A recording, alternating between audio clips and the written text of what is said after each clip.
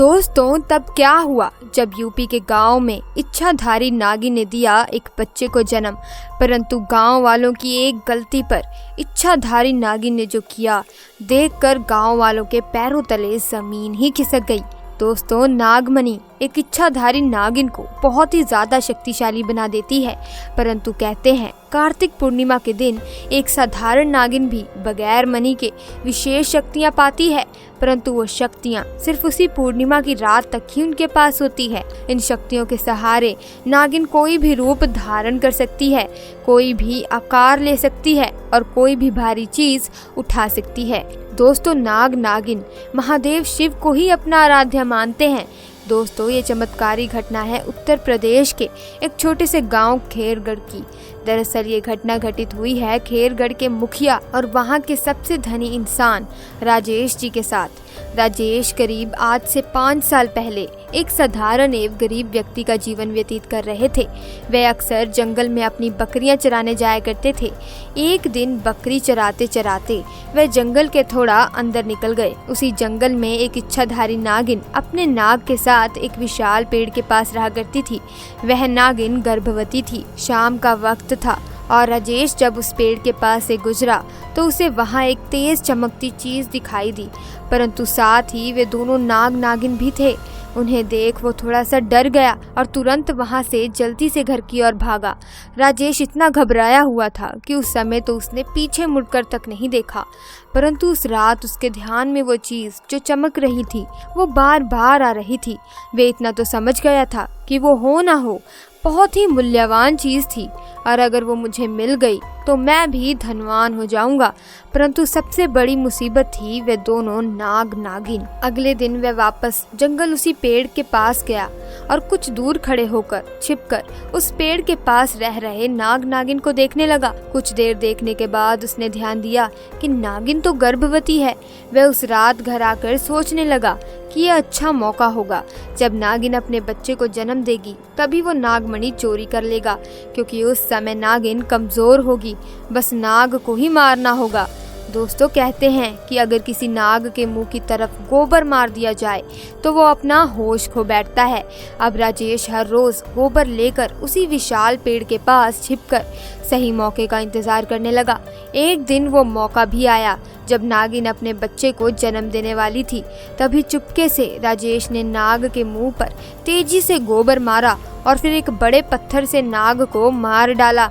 फिर उसने नागिन और उसके बच्चे को भी मार डाला और उस मणि को उठाकर जल्दी से घर की तरफ निकल पड़ा। परंतु उधर नागिन किसी तरह से बच गई थी और बस बेहोश पड़ी थी। जब नागिन को होश आया और उसने अपने बच्चे और पति को मरा देखा तो उसके दुख दर्द का ठिकाना ही नहीं रहा। वो उस समय गुस्से से पागल हुए जा रही थी और उसने राजेश से बदला लेने की ठानी, परंतु मणि चली जाने के कारण वो अपनी शक्तियों का प्रयोग नहीं कर सकती थी। परंतु अभी भी वह अपना रूप तो बदल ही सकती थी।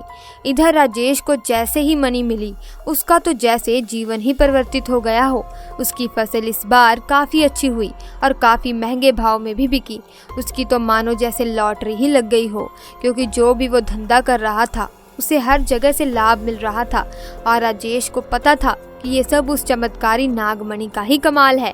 गांव में हर जगह उसका नाम था। राजेश के इस रुतबे को देख एक अच्छा रिश्ता राजेश के लिए उसके पास ही के गांव से आया और रानी नाम की एक सुंदर स्त्री से उसका विवाह संपन्न हुआ। रानी अपने पति राजेश को बहुत प्यार करती थी और बहुत इज्जत देती थी। दोनों एक दूसरे का कदम कदम पर साथ निभाते थे।